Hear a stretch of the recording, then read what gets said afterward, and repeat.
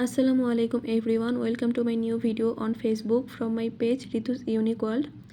আজকে হঠাৎ রোস্ট খেতে ইচ্ছে করছিল, তাই ঝটপট বানিয়ে ফেললাম। সেই রেসিপিটাই আজকে তোমাদের সাথে শেয়ার করব। প্রথমে আমি চিকেনের পিসগুলো ধুয়ে ভালোভাবে পানি ঝরিয়ে এর মধ্যে কিছুটা লবণ দিয়ে মাখিয়ে রেখে দিব। একটা বাটিতে টক দই, কাজু বাদামের পেস্ট এবং কিছুটা সস একসাথে মিক্স করে রেখে দিব। তারপর চুলায় একটা কড়াই বসিয়ে ভালোভাবে গরম করে এর মধ্যে তেল দিয়ে দিব। তেলটা গরম হয়ে এলে এর মধ্যে দিয়ে দেব পেঁয়াজ কুচি। পেঁয়াজ কুচিগুলোকে ভালোভাবে ভেজে বেরেস্তা বানিয়ে উঠিয়ে নেব। এরপর এই একই তেলের মধ্যে চিকেনের পিসগুলো দিয়ে হালকা এপাশ ওপাশ ভেজে নেব।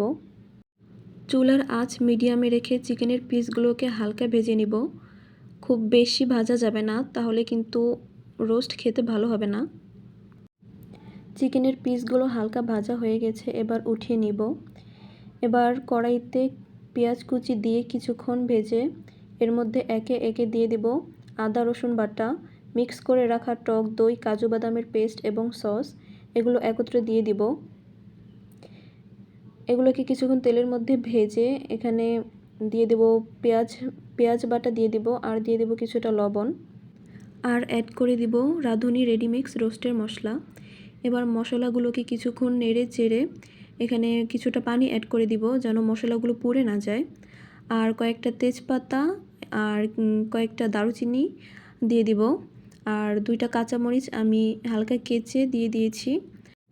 এবার মশলাগুলো অনেক ভালোভাবে কষিয়ে নেব যতক্ষণ পর্যন্ত এর থেকে তেল ভেসে ওঠে। মশলাটা ভালোভাবে কষানো হয়ে গিয়েছে, এবার এর মধ্যে ভেজে রাখা চিকেনের পিসগুলো দিয়ে নেড়ে চেড়ে ভালোভাবে কষিয়ে নিতে হবে। যে কোনো রান্না অনেক ভালোভাবে কষিয়ে নিলেই খেতে বেশি ভালো হয়। কষানো হয়ে গেলে কিছুটা দুধ আর পানি একসাথে দিয়ে দিব, আর কয়েকটা আস্ত কাঁচা মরিচ দিয়ে দিব। এবার চুলার আঁচ মিডিয়ামে রেখে এভাবেই রান্না করে নিতে হবে। যেহেতু এখানে দুধ দেওয়া আছে, তাই খেয়াল রাখতে হবে যেন নিচ থেকে লেগে না যায়, তাহলে কিন্তু এর টেস্ট ভালো হবে না। রান্না প্রায় শেষের দিকে হয়ে এলে এর মধ্যে 1 চা চামচ চিনি দিয়ে ভেজে রাখা বেরেস্তাগুলো দিয়ে ঢেকে রেখে নামিয়ে নিব। আর এই দিকে আমি রোস্টের সাথে পোলাও রান্না করে নিচ্ছি। আর এই হচ্ছে আমার রোস্টের ফাইনাল লুক।